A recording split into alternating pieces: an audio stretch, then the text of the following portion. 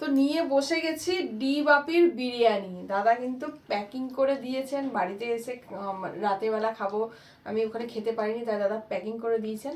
তো এই যে দেখতেই পাচ্ছ, এই যে দেখো মাটনের সাইজ মিনিমাম 200 গ্রাম তো মাটন হবেই নাকি, এটা 200 থেকে 210 গ্রাম তো হবেই। আর এই যে এই সাইজের একটা আলুটা কিন্তু একদম মানে ফুল বয়েল।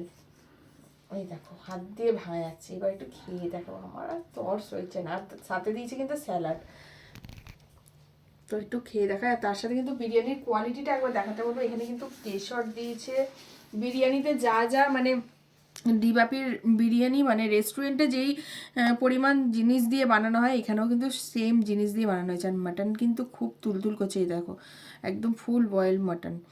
তো একটু আমি বাইট দেবো, আলু নিলাম, তো মাটন নিলাম।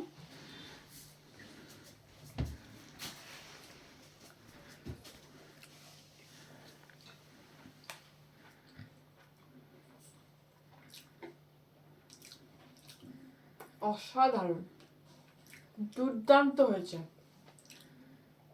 মানে কি বলবো, অনেকদিন পর আবার সেই স্বাদ পেলাম।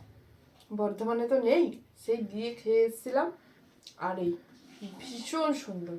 তোমরা যারা যারা যাওনি আজকেই চলে যাও, আজকেই তো শেষ দিন নাকি, এখন চলে যাও, গিয়ে লাইন দাও, বিশাল লাইন পড়েছে।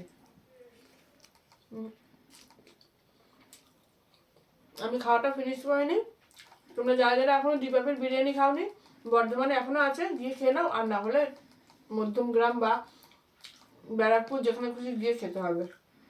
তো চলো আজকে ভিডিও এই পর্যন্তই।